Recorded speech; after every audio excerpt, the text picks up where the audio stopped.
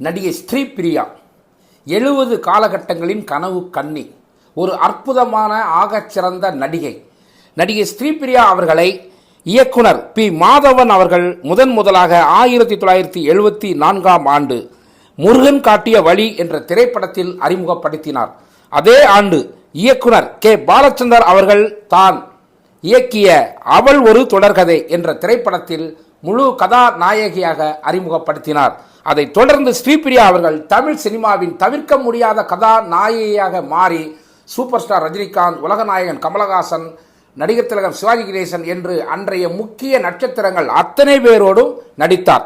நடிகை ஸ்ரீபிரியா அவர்கள் நடித்த திரைக்கு வந்து மிகப்பெரிய வெற்றி பெற்ற திரைப்படங்களின் ஒரு சிலவற்றை இப்பொழுது பார்க்கலாம். அவர் முதலாக 1974இல் முருகன் காட்டிய வழி என்ற படத்தில் நடிக்க தொடங்கி அவள் ஒரு தொடர்கதை, பணத்துக்காக, பட்டிக்காட்டு ராஜா, தங்கத்திலே வைரம், மோகம் 30 வருஷம், தசாவதாரம் 1976, ஆட்டுக்கார அலமேலு, ஆடுபுலி ஆட்டம், மாங்குடி மைனர், பைரவி, இளமை ஊஞ்சலாடுகிறது, சட்டம் என் கையில், அவள் அப்படித்தான், தாய் மீது சத்தியம், திரிசூலம், அன்னை ஓர் ஆலயம், மங்களவாத்தியம், நீயா, நட்சத்திரம், பில்லா, தீ, ராம் லட்சுமணன், சவால், சிம்லா ஸ்பெஷல், வாழ்வே மாயம் என்று தமிழில் பல வெற்றி படங்களை கொடுத்தவர் நடிகை ஸ்ரீபிரியா அவர்கள். ஸ்ரீபிரியா அவர்கள் நீயா என்ற திரைப்படத்தை தயாரித்து நடித்திருந்தார்.